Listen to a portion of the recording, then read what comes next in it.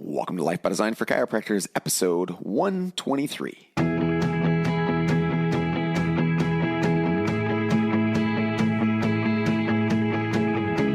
Welcome to Life by Design, the podcast for chiropractors. Here's your host, Dr. Jamie Richards. Welcome to Life by Design for Chiropractors. I'm your host, Dr. Jamie Richards, and today I'm flying solo. We cover how to be great. It's based off an idea of 3 different types of stories that other people would tell about you that help define who you are. And of course, one is much better than the other 2. So I want you to listen to today's episode. I want you to classify yourself as one of these 3. And of course, if you're not in the 3 that you would like to be, I give you some strategies to help you get there. If you're not already getting our Life by Design dailies, then check that out in the show notes. It's going to be, or already is, an email or video every single day in your inbox that can help you grow your practice in 3 minutes or less, one day at a time. Enjoy today's episode of Life by Design for Chiropractors.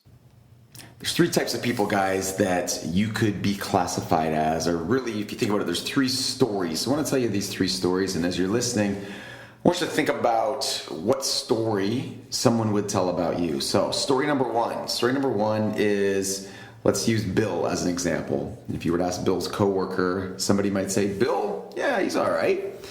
He's a good guy.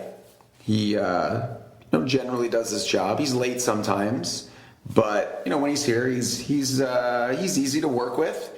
He's gets the job done to a certain degree, but leave him or take him. And then story number 2 is there's Bill. Bill's a great guy. I like Bill a lot. He's a great guy to work with. He's here on time. He does his job. Nothing over the top, but I really like Bill. And then you got story number 3, which is there's Bill. Whoa, Bill. That guy's a machine. Holy smokes. He might not even be human, actually. He's here before I get here. He's here after I leave. His numbers are 20-30% above everybody else's. He's always got his work done.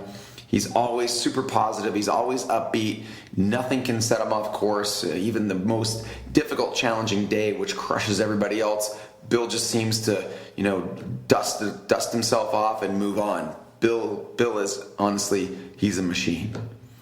Which of those 3 stories would you like somebody to tell about you? And before you think about this, obviously, I would think it's number 3 for most people.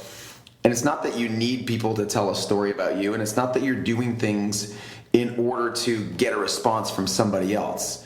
Simply, for the sake of the example, how somebody speaks about you probably tells a large part of who you are, especially if it's somebody who's around you on a regular basis. So here's the problem. And if you look at the title of today's podcast, it is How to Be Great. Sweet and simple, how to be great. The problem is that most people want to be number 3, but they want to do the work of number 1. Think about that. They want to be number 3. They want people to talk about them. They want people to say, wow, he's so great. He's a machine. I can't believe if I just did half as much work as Bill, then I'd be so ultra successful. I want to be like Bill. They want people to talk like that, but they don't want to do the work that Bill does. They want to do the work of number 1. So when it's time to show up early, it's, I was really tired. I stayed up late last night. There was a really great show. I started binging on Netflix. Or, I like to sleep. Or, that's too hard. I really don't want to do that. Or I don't think I need to do that. Or I'm above that. So they want number 3 results, but they want number 1 output. And so when we're thinking about how to be great, assuming you really want to be great, I'm going to give you a series of steps that you can start to work through. And this is very top level overview, but enough for you to start to think about the process. The first question, obviously, is do I want to be great? And am I talking about as a chiropractor? Yeah, in part. But being a great chiropractor is only an extension of being a great person. So you've got to start there. You've got to live it to lead it, as we've said before. You've got to do the work, as we've said before. You need to rinse and repeat, as we've said before. So a great place to start is really with your stats and auditing your life. And I don't just mean in your practice, but I mean auditing the number of days a week that you're working out, auditing maybe your macros and the intake of food, auditing, when's the last time you had a neurostructural assessment? When's the last time somebody assessed your spine and nervous system? So go through an auditing process to figure out where you're at. And it's the same thing with your patients. When they come to see you, they don't know where they're at. That's why they're coming to see you. And your job is to help them understand where they're at and to paint a picture for them of what the transformation looks like, right? We sell them the destination. We don't sell them the plane ride. They need to know where they're going and what that looks like and what the benefits are of that. Do that for yourself. Where are you at? Go through an auditing process and start to think about, am I where I'd like to be in my life? From a physical standpoint, a mental standpoint, career, family, every single aspect of your life. Am I where I would like to be? And then start to go through your values and really think about, what are the things that I care about? What are the things that I value? Because they are different among people. Well, there are some core or cardinal values, as we would call them, things you want to gain or keep, and they're pretty much the same across everybody. Other than those values, you get to choose what your values are. You get to pursue the things that you care about most. But most people don't take time to actually think about them. If you think about what's happening is they're living their life, they're carrying out their to-dos, their day-to-days, but they're not connected to anything. They're not connected to their values. They're not connected to their vision, or they're connected to somebody else's values and somebody else's vision. And so you lose steam, you lose inspiration, you lose the work ethic because they're not part of what you want for yourself and your life. So once we know where we're at, in all areas and all aspects, think about what you care about, identify your values, and then start to ask yourself, what would it look like if I pursued those values? How could that look? That's what we call a vision. Not just a vision for your practice. I want to see 100 people a day or 300 people a week. That's not a vision. That's just a guess. For most people, they're choosing numbers and statistics based on what somebody else before them told them was a healthy or a successful practice. You need to decide based on your values what your vision looks like. What is your dream life? What does the dream life look like for you, for your family, for your partner, for your spouse, for your kids, for your free time, for your career, for your finances? Right? What does that look like in extreme detail without restriction?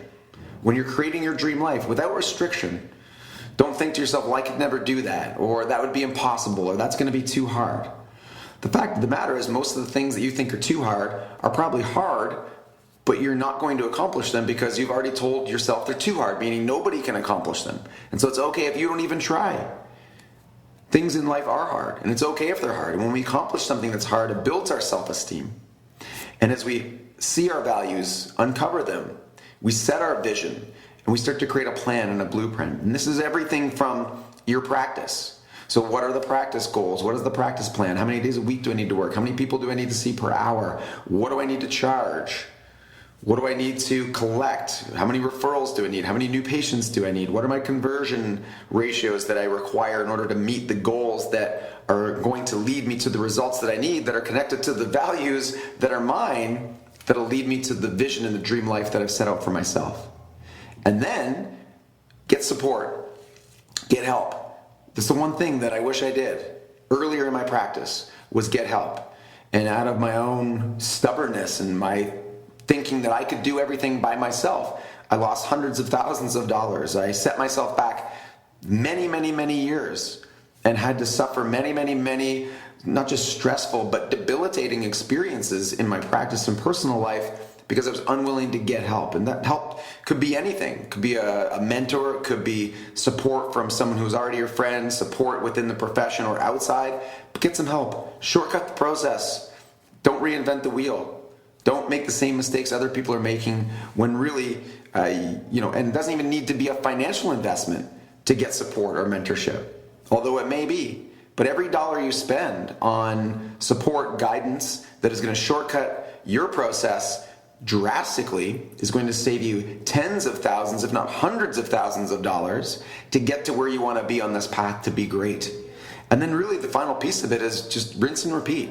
Do it over and over and over again. Go through the cycle over and over.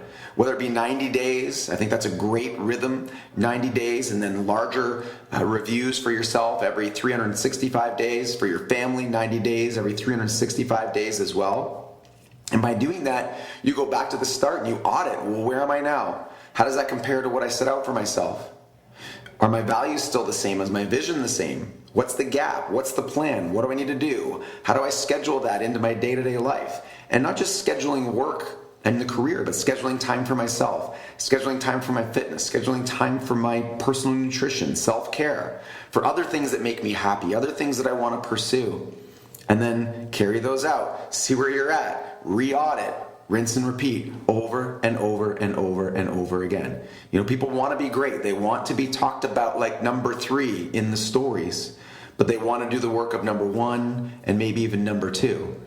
Reality exists, guys. It's the same thing we tell our patients every single day, is that reality exists. And for them to get a result, they've got to do the work. And for you to get a result, and if that means being great in your life and your practice and beyond, then you need to do the work. And it starts today. Well, maybe tomorrow or the next day if you want to keep pushing it off. But in an ideal world, it starts today. Go through the exact process that I laid out for you. And if you do that, and you go through and you audit, and you identify values, vision, plan, support, re-audit, rinse and repeat, you're going to be moving towards an amazing, incredible life. And someday, people may very well talk about you like you're number 3. But that's only going to happen when you earn it, and it's only a side effect. The point is not to get to the stage where people talk about you like number 3, but know if they're talking about you and telling people the story of number 3 and that's about you, you know that a large part, if not the vast majority of the rest of your life is probably going to look just as extraordinary and just as exceptional. That's a tongue twister. Just as extraordinary and just as exceptional. Guys, thank you for listening to Life by Design for Chiropractors, the voice of reason in chiropractic.